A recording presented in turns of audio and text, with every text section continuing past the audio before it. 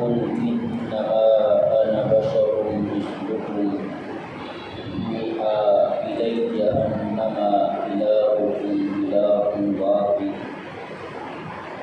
فمن كان يرجو لقاء ربه فليعمل عملا صالحا ولا يشرك بعبادة ربه أحدا صدق الله العظيم وصدق رسوله النبي الكريم۔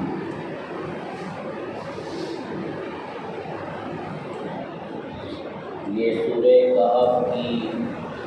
آخری آیت ہے اور ان آخری آیتوں کے متعلق نبی کریم صلی اللہ علیہ وسلم کا ارشاد ہے،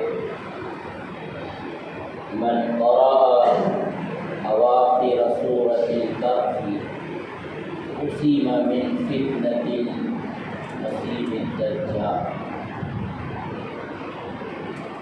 کہ جو شخص سورہ کہف کی آخری آیتوں کو پڑھے گا تو اللہ تبارک و تعالی فتنہ دجال سے اس کی حفاظت فرمائیں گے۔ بہت سی روایات میں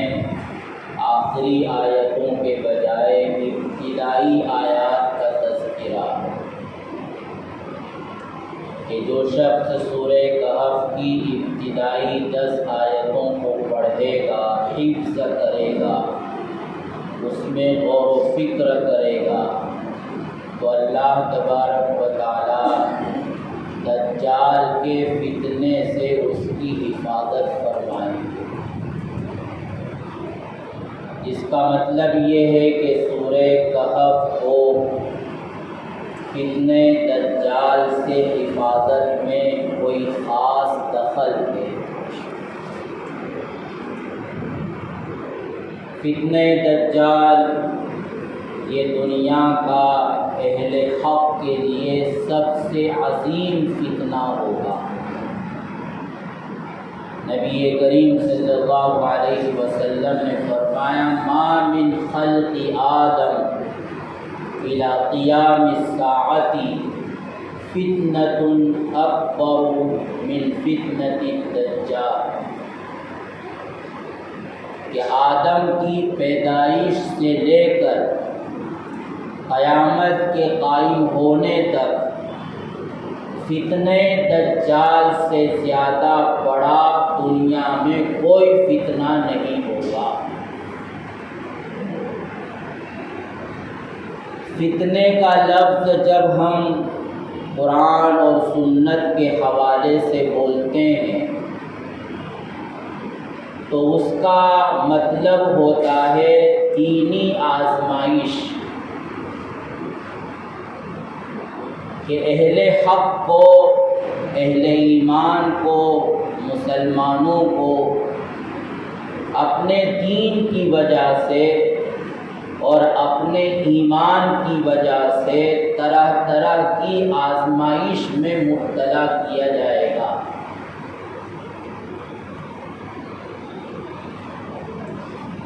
سورہ کہف میں ایسے ہی آزمائش کا تذکرہ ہے، اور خاص طور پر فتنہ دجال کے حوالے سے اہل ایمان کو جن آزمائشوں کا سامنا کرنا پڑے گا، سورہ کہف میں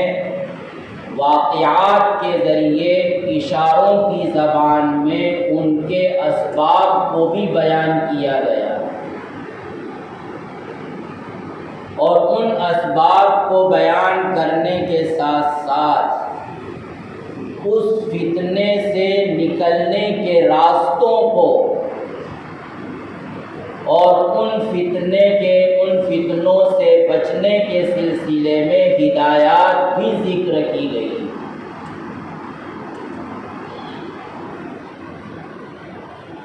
اور یہ عظیم فتنہ یہ دراصل شیاطینی طاقتوں کی آخری جنگ ہوگی کہ ابتدا سے لے کر وہ اس بات کی کوشش کر رہے ہیں کہ کسی طرح دنیا سے اسلام اور اسلام کا نام لینے والے مٹ جائیں۔ کوئی زمانہ اس طرح کی کوششوں سے خالی نہیں گزرا، اور جب قیامت قائم ہونے والی ہوگی تو اس سے پہلے یہ شیاطینی طاقتیں اپنا پورا زور اور ایڑی چوٹی کی طاقت لگا دے گی کہ کسی طرح اسلام دنیا سے ختم ہو جائے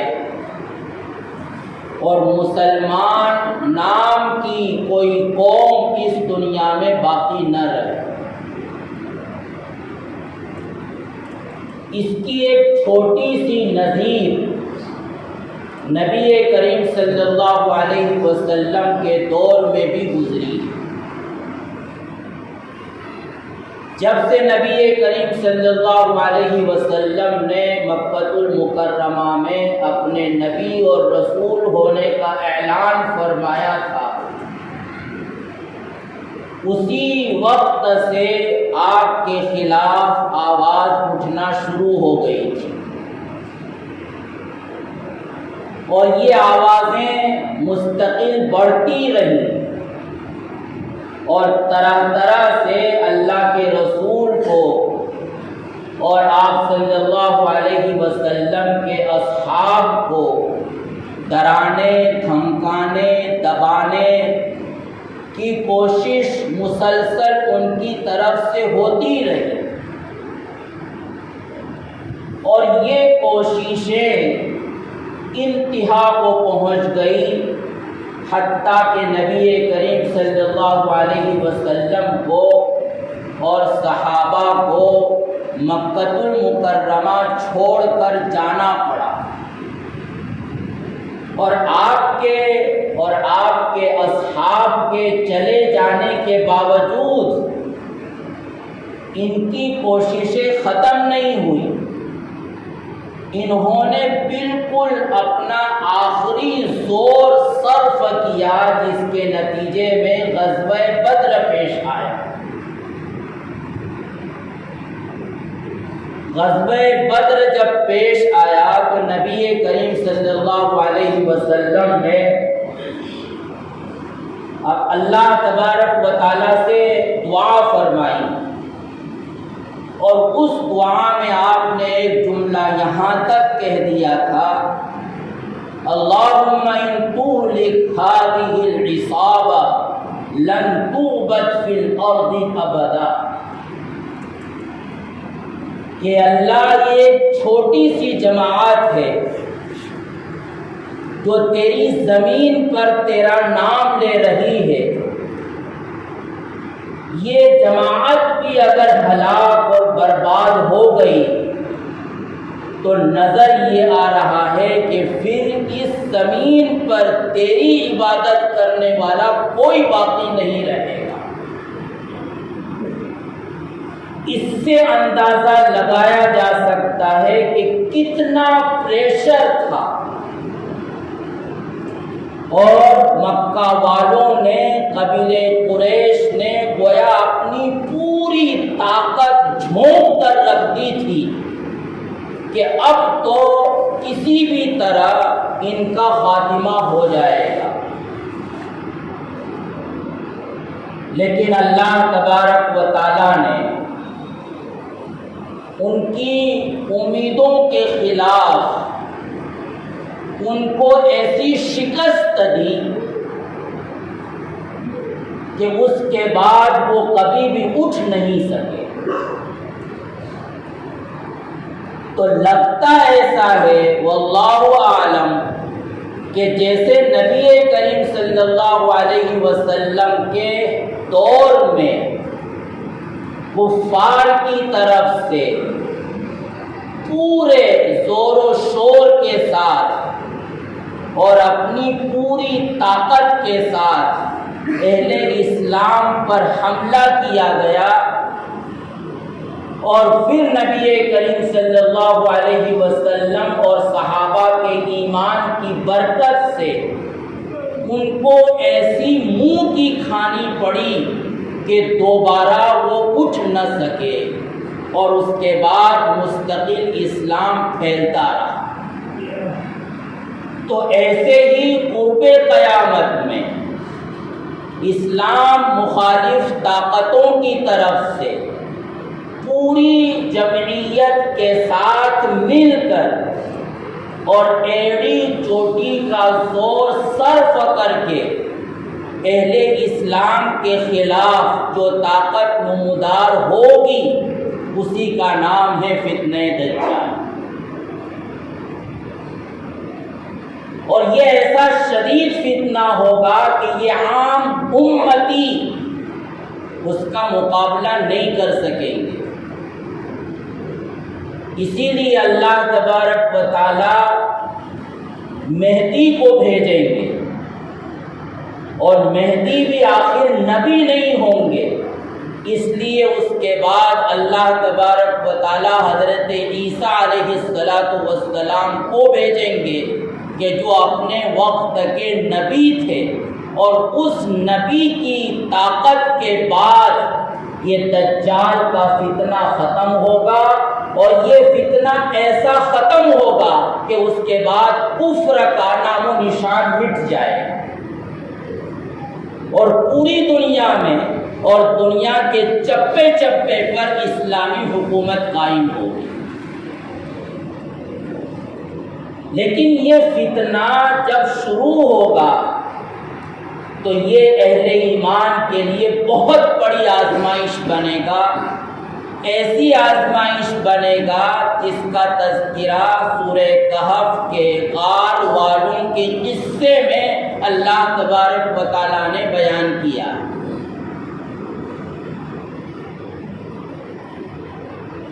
کہ اگر مسلمان رہنا ہے تو اس ملک کو چھوڑنا ہوگا، ملک چھوڑو یا اپنا دین چھوڑو۔ اگر اپنی جان کو بچانا ہے تو تمہیں اپنی تہذیب سے اور اپنے کلچر سے الگ ہونا پڑے گا، یا تو جان گنوا دو یا اپنے تہذیب اور اپنے کلچر کو اور اپنی اسلامی شناخت اور پہچان کو خیر بات کہہ دو، اور جو پرمپرا چل رہی ہے اس میں گھل مل کر رہو۔ ظاہر ہے کہ وہ 7 نوجوانوں کے لیے یہی آزمائش ہے کہ اگر یہاں رہنا ہے تو پھر دین کا نام بھی ہم نہیں لے سکتے، اگر جان کو بچانا ہے تو پھر ہمیں اپنے ایمان کو گنوانا ہوگا، اور اگر ایمان پر باقی رہنا ہے تو پھر جان کو جوخم میں ڈالنا پڑے گا۔ یہ اہل ایمان کے لیے کڑی آزمائش ہے۔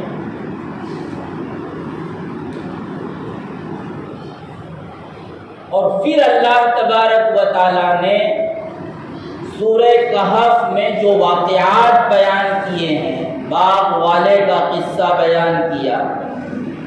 حضرت موسیٰ اور حضرت خضر علیہ السلام کا قصہ بیان کیا، اور ذوالقرنین کا قصہ بیان کیا، یہ دراصل ان قصوں کے ذریعے اللہ تبارک و تعالیٰ نے ان آزمائش کے اسباب کی طرف اشارہ کیا کہ کس کس راستے سے یہ آزمائش آئے گی۔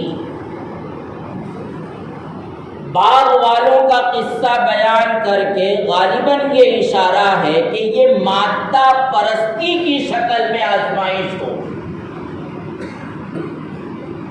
مادہ پرستی، یعنی انسان کو صبح سے لے کر شام تک اگر کسی چیز کی فکر ہے تو اس بات کی فکر ہے کہ میں مال و دولت کیسے جمع کر لوں. اس کی پوری تب و دو، تمام ادھیڑ بن اسی میں لگی ہوئی ہے کہ مال و دولت کی کثرت ہونا چاہیے. اور یہ مال و دولت کی کثرت اس پر ایسی بھوت بن کر سوار ہوگی کہ وہ اپنی موت کو، اپنی آخرت کو، مرنے کے بعد دوبارہ زندہ ہونے کو، اللہ تبارک و تعالیٰ کے سامنے اپنی پیشی کو اور اپنی زندگی کے حساب و کتاب کو بھول جائے گا، جیسے کہ اس باغ والے نے اپنے دوست سے گفتگو کرتے ہوئے کہا تھا.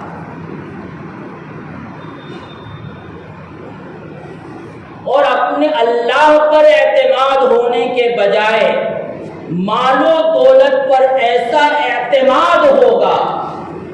کہ وہ قیامت کا انکار کرے گا. اس کو اپنی مال و دولت پر اتنا اعتماد ہوگا کہ وہ کہے گا کہ میرا کوئی کچھ نہیں بگاڑ سکتا، میرے پاس اتنی دولت ہے کہ میں نہیں بلکہ میری نسلیں کھاتی رہیں گی اور مجھے کوئی آنکھ اٹھا کر نہیں دیکھ سکتا، اس لیے کہ میرے پاس مال کی طاقت ہے، میرے پاس دولت کی طاقت ہے. یہ مال و دولت کا نشہ انسان پر ایسا سوار ہوگا کہ وہ اپنی حقیقت کو بھول جائے گا. اس کے بول خدائی بول ہوں گے. وہ اپنے آپ کو خدا باور کر رہا ہوگا کہ میں یہ کر سکتا ہوں، میں وہ کر سکتا ہوں، میری وہاں چل سکتی ہے، میرے پاس یہ طاقت ہے، مجھے کبھی کوئی برباد نہیں کر سکتا، میرے ایسے تعلقات ہیں. یہ میں اور اپنی مال و دولت اس کو اپنی حقیقت بھلا دے. اور ظاہر ہے کہ انسان جب اپنی حقیقت کو بھولتا ہے تو پھر وہ اللہ کو بھی بھول جاتا ہے،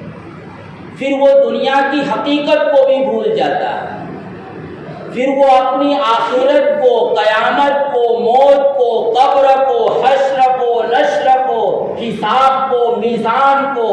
دور دور تک اس کے ذہن میں اس کا کوئی تصور باقی نہیں رہتا. تو یہ مال و دولت کا نشہ سوار ہونا اور اس کی دھن اور اس کے ادھیڑ بن میں لگے رہنا، یقین جان لو کہ یہ فتنے دجال کے شکار ہونے کا سبب ہے. جس آدمی کی زندگی ایسی گزر رہی ہے وہ سمجھ لے کہ میں فتنے دجال کا شکار ہو چکا ہوں. اور حضرت موسیٰ اور حضرت خضر کا واقعہ بیان کر کے قرآن نے یہ اشارہ کیا ہے کہ یہ فتنہ ظاہر پرستی کے راستے سے بھی آئے گا. انسان اپنی آنکھوں سے جو دیکھ رہا ہے بس اسی پر اس کے تبصرے ہوں گے، اسی پر اس کے تجزیے ہوں گے اور اسی کے مطابق اس کی تدابیر ہوگی. اس کو نظر آ رہا ہے کہ کفر بڑھ رہا ہے، اس کو نظر آ رہا ہے کہ مشرکین کی شان و شوکت بلند ہو رہی ہے، اس کو نظر آ رہا ہے کہ بت پرستی پوری دنیا میں سڑ چڑھ کر بول رہی ہے. کیا عیسائی اور کیا یہودی، کیا امریکہ اور کیا برطانیہ، اور اس سے بڑھ کر کیا دبئی، کیا شارجہ اور کیا سعودی عربیہ. میڈیا میں دیکھا ہوگا کہ یہ دیوالی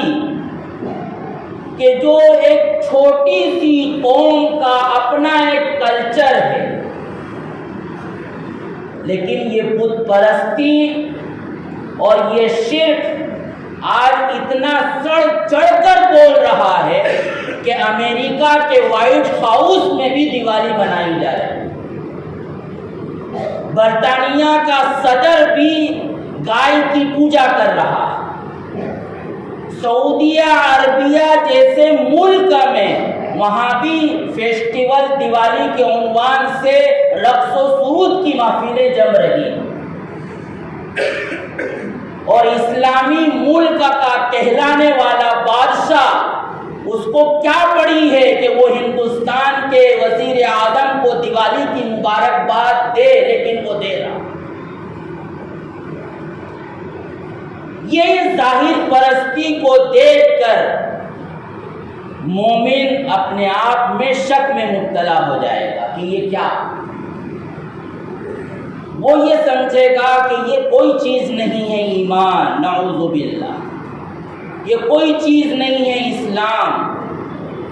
قرآن نے یہ کہا لیکن ہم کو نظر تو کچھ آ رہا۔ قرآن تو یہ کہہ رہا ہے کہ انتم الاعلون ان کنتم مومنین، کہ ترقی تمہاری ہوگی اگر تم مسلمان ہو، لیکن مسلمان ہونے کے باوجود ہماری ترقی کہاں ہو رہی ہے؟ نبی کریم صلی اللہ علیہ وسلم نے تو فرمایا تھا کہ الاسلام یعلا ولا یعلا، کہ اسلام ہی سربلند ہوگا اور اسلام کے خلاف کوئی بھی مذہب اور کوئی بھی دین سربلند نہیں ہو سکتا، لیکن ہم تو کچھ دیکھ رہے ہیں۔ تو یہ ظاہر پرستی انسان کے ایمان کو متزلزل کرے گا۔ جو کچھ اس کو نظر آ رہا ہوگا یا میڈیا کے راستے سے اس کو جو دکھایا جا رہا ہوگا، یہ منظر کشی ایمان اور یقین اور قرآن پر اس کے یقین کو، اس کے ایمان کو کمزور کرے گا۔ خضر اور موسیٰ کے واقعے میں یہی بتلایا گیا